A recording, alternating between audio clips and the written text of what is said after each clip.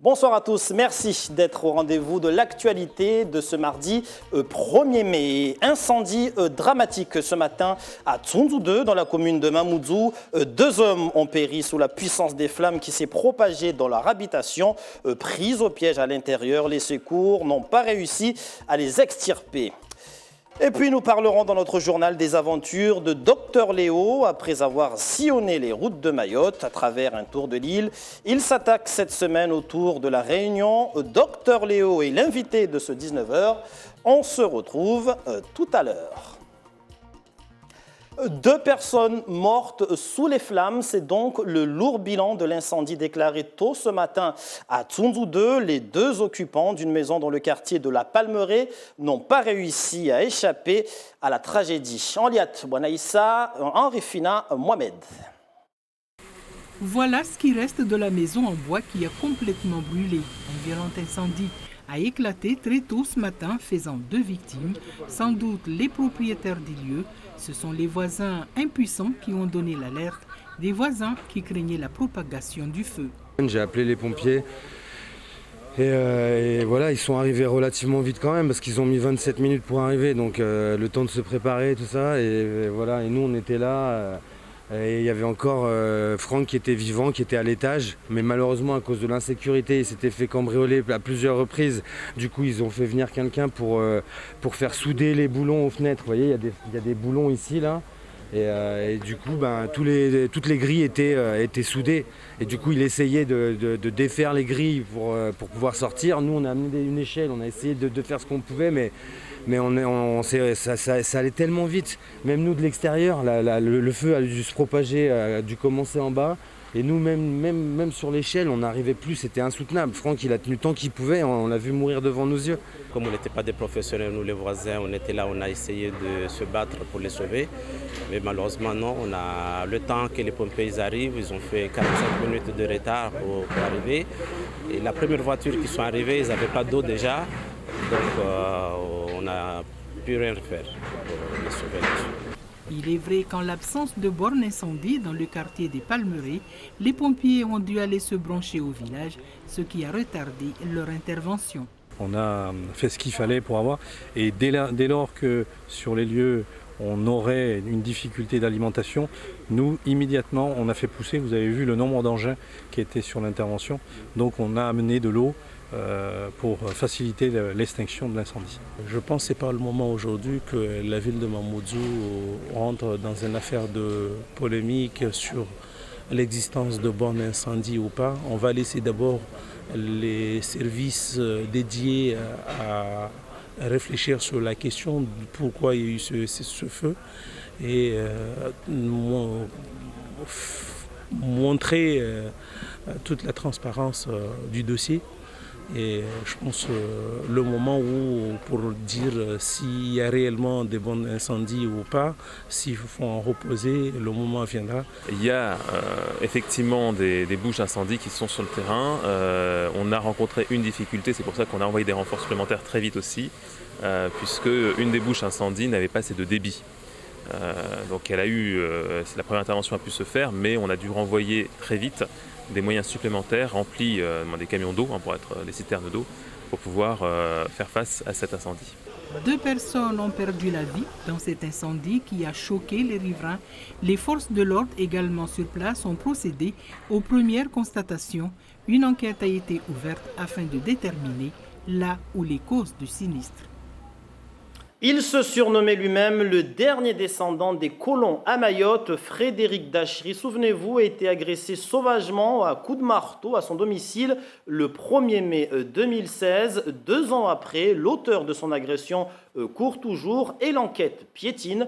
De quoi irriter ses proches qui ont manifesté aujourd'hui dans son village à Kangani. Gervais Nietzsche, Youssouf Ahmed Matoir.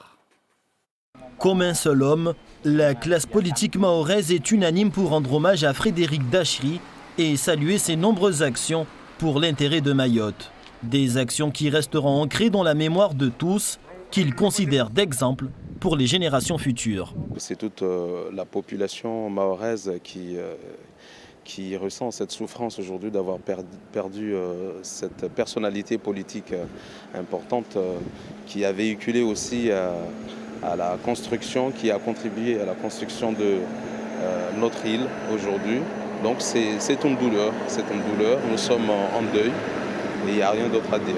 Sur lequel nous avons travaillé et obtenu des résultats, c'est le règlement des problèmes de pénurie d'eau dans Mayotte, qui s'est traduit par un dossier que nous avions préparé et défendu auprès de Michel Barnier, ministre de l'Environnement. Le Sénat a voté l'amendement, ce qui nous a permis d'avoir des moyens colossaux réglant définitivement les problèmes de pénurie d'eau. Il m'a également dit que lorsqu'il s'est agi de rédiger une motion confiée à nos 4 conseillers régionaux de l'époque, demandant la départementalisation. Et décidément, ce n'est pas le bon reportage que nous avons diffusé. Nous allons passer au reportage suivant avec du social ce mardi. Une réunion d'information publique a eu lieu au plateau polyvalent de Bouéni dans le sud de l'île. Objectif, sensibiliser la population sur différents enjeux. À l'ordre du jour, une synthèse bilan de la grande mobilisation contre l'insécurité qui a débuté le 20 février dernier, mais aussi la feuille de route France-Comores, le projet de communauté de l'archipel des Comores, le toilettage institutionnel ainsi que la mise en place du grand congrès du peuple de Mayotte. À ce sujet, je vous propose d'écouter Zoro Moro, président du CODIM. Quand Madame la ministre de l'Outre-mer était venue à Mayotte, elle nous a promis beaucoup de choses. Alors, contrairement à ce qu'on voit aujourd'hui, le gouvernement est en sommeil, carrément sommeil, alors que le Maoré voit ce qui se passe, ils comprennent ce qui se passe. Donc, on en parle de feuilles de route qu'il y a actuellement, on en parle de la libre circulation de Comores à Mayotte. C'est pour ça que ce mot, la guerre de Serre la main Sorda est revenu à Mayotte, que le Maoré doit se réveiller pour combattre ces trucs-là, ces feuilles de route-là. Là, aujourd'hui, on a commencé de faire les sensibilisations pour mettre le Maoré au courant de ce qui se passe à Mayotte aujourd'hui. Propos recueillis par Bibi Halidi et Henri-Fina Mohamed. Éducation, plus que 2 jours pour 17 élèves en BTS au lycée de Mamoudzou Nord qui s'envolent pour Maurice, l'Espagne, Madagascar ou encore le Kenya pour un stage de 8 semaines. Un stage à l'étranger devenu possible grâce au travail de la direction de l'établissement, mais aussi grâce aux fonds européens. Génial Toumani et Géraldine, lui, sont partis à la rencontre des élèves avant leur immersion prochaine dans le monde du travail. Reportage. Nous les retrouvons en classe, en plein exercice de jeu de rôle ou comment se présenter en arrivant dans une entreprise. Ah, d'accord, vous venez de Mayotte, c'est ça. D'accord, je vous en prie, c'est vous. Alors, vous avez fait un bon voyage, j'espère. L'exercice se fait aujourd'hui en français, mais ces premières années de BTS assistant manager devront faire face dans quelques jours à la barrière de la langue pour certains, et ce, dans le cadre de leurs 8 premières semaines de stage obligatoire. Je vais à Maurice pour faire un stage et je vais le faire dans la plus grande entreprise de textile à Maurice qui s'appelle Consolidate Fabric. Je suis un peu stressée mais j'ai hâte de partir. J'ai hâte parce que déjà c'est la première fois je vais partir sans mes parents, je vais habiter toute seule, je serai indépendante. Je vais aller au Kenya, précisément à Nairobi. Alors c'est pour un stage dans une alliance française située à Nairobi. Je serai dans le service de coopération française. En gros, je vais m'occuper de tout ce qui est culture, communication. Très content de partir parce que je vais travailler dans un institut français, dans une institut française à Saragosse. Je suis content parce que c'est un institut qui promouvoit la langue française et la culture française, le théâtre, la danse, tout. Et c'est lié en fait à ma passion en fait, qui est la danse. Et du coup, je suis très content de travailler dans une administration qui organise des choses comme ça. Sur 23 élèves, 6 n'auront pas la chance de partir, à cause notamment de problèmes administratifs. Ma situation familiale ne me permet pas de partir en ce moment. Il y a d'autres stages à faire l'année prochaine, donc ça sera l'occasion de partir. Toi, tu vas aller où et tu vas faire quoi? Je vais aller à la mairie de Mamoudzou, je serai dans l'administration territoriale dans le domaine des ressources humaines. L'ensemble des étudiants qui sont sélectionnés, donc les 17 étudiants, sont financés entièrement, c'est-à-dire une partie par l'Union européenne et une autre partie par le vice-rectorat. Cette année en tout cas pour le programme qu'en 2014-2020. L'enveloppe budgétaire pour ces stages de mobilité sur les 2 années de BTS s'élève à 304 000 €. Premier départ pour ces élèves le jeudi 3 mai et retour prévu le 29 juin prochain. 19h10 dans votre journal sur la première. Nous revenons sur notre reportage au sujet de Frédéric Dachry. Il se surnommait lui-même le dernier des colons à Mayotte. Souvenez-vous, Frédéric Dachry a été agressé sauvagement à coups de marteau à son domicile le 1er mai 2016. 2 ans après, l'auteur de son agression court toujours et l'enquête piétine. De quoi irriter ses proches qui ont manifesté aujourd'hui dans son village à Kanganich. Gervais Nietzsche, Youssouf Abed Matoir. Une vingtaine de personnes rassemblées devant le domaine colonial de Kangani. Ce sont des amis et des membres de la famille de Frédéric Dachry. Ils sont là pour rendre hommage au patriarche décédé à la suite d'une violente attaque. Une attaque à coups de marteau perpétrée il y a 2 ans, jour pour jour. Nous n'avons pas encore franchement fait notre deuil parce que nous n'avons pas encore su jusqu'à maintenant qu'est-ce qui s'est réellement passé dans cette maison dedans, ce jour-là. Le jour où il a été agressé avec des coups de marteau et qui sont la cause de sa mort. Donc c'était un assassinat. Depuis la mort tragique de Frédéric Dachry, sa résidence demeure fermée. À l'entrée principale, des banderoles portent des messages de sympathie, mais aussi des réclamations de la justice et de la vérité sur les circonstances de sa mort. Ça nous fait mal parce que jusqu'à maintenant, on demande à la justice de trouver la personne qui l'a agressé jusqu'au jour d'aujourd'hui.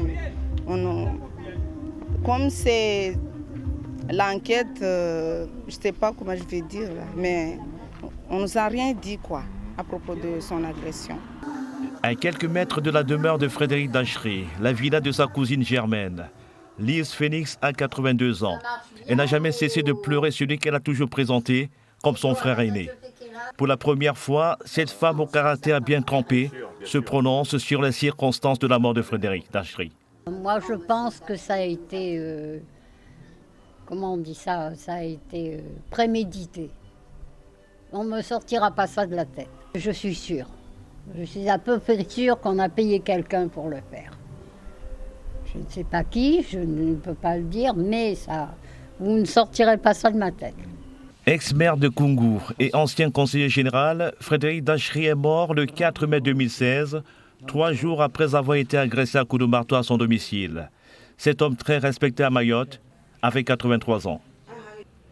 Et on en vient au nouveau défi de Dr Léo qui envisage de s'attaquer cette fois au Tour de l'île de la Réunion après avoir sillonné les routes de Mayotte l'année dernière à travers un tour de l'île du département, après avoir sillonné le mont Chungi cette année.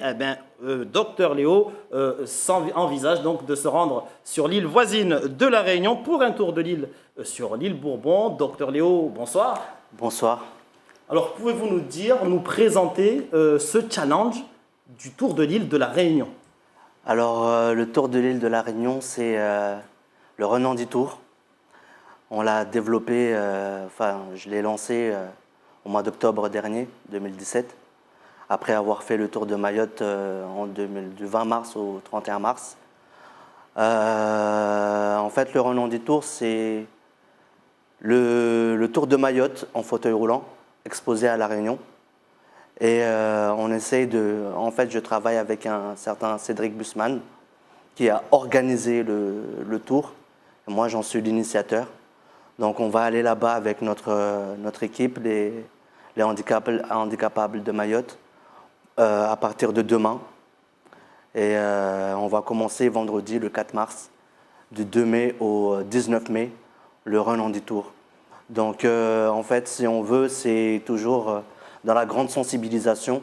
Nous, on veut vraiment qu'à Mayotte, le problème soit élevé, soulevé, pour qu'on puisse avancer que la première pierre soit posée maintenant pour que nos enfants puissent se perpétuer et pour que surtout le handicap ne soit plus un problème pour personne, mais que cela soit un fait de société comme tout fait de société. Vous pensez justement qu'à travers cette initiative de faire le tour de l'île, ça reste un moyen important pour sensibiliser la population, les autorités face à justement votre handicap? Disons que ce tour de l'île, ce n'est pas juste un défi sportif, mais c'est réellement une aventure humaine parce qu'on va se dépenser physiquement aussi mentalement à raison de 15 km par jour, donc ce qui va être épouvantable pour le corps humain, ne serait-ce que pour moi d'ailleurs qui est terminé encore à l'hôpital l'an dernier. On imagine tout de suite que cela devient compliqué pour une personne en situation de handicap de faire un tour de l'île, mais en fait on se doit de passer par ce sacrifice parce qu'il faut le faire. Il faut le faire parce qu'aujourd'hui, les personnes en situation de handicap, comme je n'arrête pas de le dire, je n'étais pas dessus, je n'étais pas sur ce fauteuil roulant. Et pourtant, j'y suis aujourd'hui. Et ça fait maintenant 5 ans que je suis sur ce fauteuil. Et cela veut bien dire que ça peut toucher tout le monde. Et d'ailleurs, ça touchera tout le monde parce que la vieillesse, comme je dis, il nous attend au virage. Donc, moi, aujourd'hui, si je me bats, c'est avec mon association, avec toutes les associations qui veulent être partenaires. On se bat justement pour que le handicap soit reconnu, pour que ce ne soit plus quelque chose qui fasse peur aux enfants surtout, parce que c'est les enfants qu'il faut toucher. C'est pour ça que j'ai demandé l'année dernière à passer dans les établissements scolaires. Bon, cette année, on ne va pas pouvoir le faire à La Réunion, mais j'espère que la prochaine fois qu'on réorganisera un Ronan Tour, parce qu'on ne sait jamais avec Dr Léo et son équipe. Tout est possible. Tout est possible. Et du coup, sur La Réunion, par rapport à ce tour qui va durer environ une quinzaine de jours, vous savez déjà quelles seront les différentes étapes? Qu'est-ce qui vous attend chaque jour, au quotidien, à travers ces différents parcours? Oui, on va partir vendredi de la ville de Tampon. En fait, symboliquement, je vais partir avec Cédric Bussman à l'hôpital où on s'est rencontrés. L'hôpital, il y a un centre de réadaptation. D'ailleurs, je tiens à le signaler qu'un centre de réadaptation, il n'y en a pas ici à Mayotte. Donc les accidentés qui sont ici sont obligés d'être transportés à La Réunion dans ce centre-là pour pouvoir avoir justement acquérir une certaine autonomie. Donc c'est dans ce centre-là que je l'ai rencontré. On va partir de là et puis on va aller vers Saint-Pierre, Saint-Louis, Saint-Denis et puis on va revenir vers le Tampon. Mais on va vraiment faire tout le tour de l'île pour revenir au bout de 15 jours là où on est parti comme on l'a fait ici à Mayotte, quoi. Pour terminer, qu'est-ce qui fera en sorte que ce tour de l'île à La Réunion sera une réussite pour vous? Pour que ce soit une véritable réussite à La Réunion, il faudrait que le rêve, en fait, tout le monde puisse percevoir le rêve comme toute personne en situation de handicap perçoit le rêve. C'est-à-dire que moi, j'ai écrit une petite phrase, hein, c'est symbolique. C'est-à-dire que partir de la solitude, en fait, la solitude dans la foule. Parce que le handicap, c'est la solitude. C'est le reflet de la solitude. Donc, il faudrait que cette solitude parte toute seule et qu'après, elle atterrisse dans la foule, comme on l'a vu l'année dernière à Mayotte. On est parti avec une vingtaine de personnes pour qu'il y ait une centaine, des milliers de personnes qui nous rejoignent. Et c'est cela que je voudrais, en fait, c'est cela qu'on aimerait voir à La Réunion. Que tout le peuple réunionnais nous rejoigne dans cette aventure magnifique. Et c'est tout ce que l'on vous souhaite. Bon courage, Dr Léo, pour ce nouveau défi. Merci beaucoup. Un défi que nous ne manquerons pas de suivre pendant ces prochains jours via, bien sûr, nos collègues et confrères de La Réunion, la première. Environnement et culture avec le 24e Festival de l'image sous-marine qui s'ouvre ce mercredi à Mayotte et cela jusqu'au 6 mai prochain. À découvrir notamment des dizaines de films du monde sous-marin, des centaines de photos et près de 400 dessins et peintures réalisés par des élèves du primaire et du collège. René Lataste et Nordine Bensmaïl sont allés dans la salle où se rend le jury pour désigner les meilleures œuvres. Regardez. Il y en a beaucoup cette année, donc On a été agréablement surpris. En sachant que tous les événements, tout ce qu'on a traversé, je suis agréablement surpris qu'il y ait autant de production.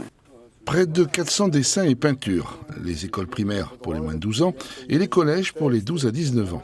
Une explosion de couleurs dans le regard de ces enfants et de ces jeunes.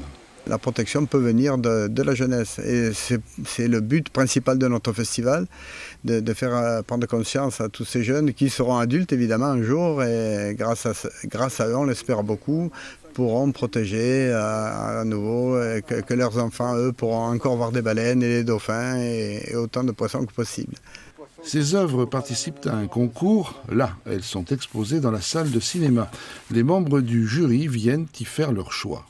Celui-là, il est déjà la couleur interpelle. Oui.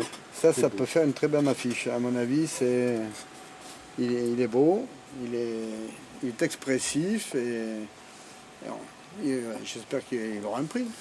Dessin après dessin, l'œil avisé de deux des jurys apprécie, compare. Il se déplace au milieu de ce lagon artificiel constitué des œuvres des enfants. Pas de thème particulier cette année, mais toujours la protection de l'environnement.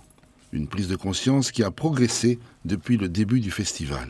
Je le pense franchement, on l'espère toujours évidemment, mais bon, je pense qu'il y a davantage d'opérations de nettoyage de plage qui sont prises en charge par les mairies, les associations, les MJC. On assiste à des choses qui n'existaient pas avant. Pour son 24e anniversaire, le programme est cette année encore riche. À 2 séances par jour, 18h30 et 20h30, des dizaines de films, courts et moyens métrages seront projetés. Concours aussi de photos sous-marines. À ne pas rater sur son agenda, mercredi pour la première séance du festival, la présence du réalisateur Jérôme Esplat, qui plus de 30 ans après le film Le Grand Bleu, revient sur les vocations pour l'apnée dans Génération Grand Bleu. Et pour terminer ces images capturées en fin de journée à l'aéroport de Pamandzi, la délégation sportive des jeunes Mahorais qui a pris part ces 2 dernières semaines au 11e jeu de la Commission de la jeunesse et du sport de l'océan Indien est arrivée en provenance de Djibouti. Pour rappel, nos jeunes représentants sont parvenus à décrocher la médaille d'or pour le handball masculin et la médaille d'argent pour le handball féminin. Voici quelques réactions de nos sportifs au micro de Faïd Souaili et Atoumani Simba. Ça fait vraiment plaisir. Mayotte a montré qu'on était parti. Ils ont montré vraiment du sourire, du contentement. On a mérité tout ce fou-là. On a beaucoup représenté Mayotte dignement, je vais dire. Et surtout, on l'a monté à l'étoile. On a monté Mayotte à l'étoile où il fallait. Ça fait du bien parce qu'on voit que Mayotte était avec nous depuis le début de la compétition jusqu'à la fin. Ouais, on était déjà chaud pour ça et on nous avait déjà dit ça. Nous sommes tous des Tsimkoura, on est heureux. On est heureux d'emporter Mayotte. Nos filles, nos garçons, les handballeurs et les handballeuses. Chapeau! Le sport, vecteur principal d'émotion. Et nous refermons ce journal à retenir parmi la principale information développée, cet incendie mortel qui a touché le quartier des Palmeraies à Tsunzu 2, dans la commune de Mamoudzou. 2 personnes ont perdu la vie, prises au piège par les flammes dans une maison sécurisée par des barreaux. Une enquête est ouverte pour déterminer l'origine de l'incendie. Merci pour toute votre attention à ce 19h. Dans un instant, vous serez avec Darwesh Daou pour le journal en mahorais. À suivre à 20h, votre série policière Profilage. L'info revient demain en radio dès 5h et à 7h15 dans votre émission Zakweli. Ramlati Ali, on sera l'invité. Et à 13h, je vous donne rendez-vous pour le journal de la mi-journée. Excellente soirée à tous sur la première et à demain.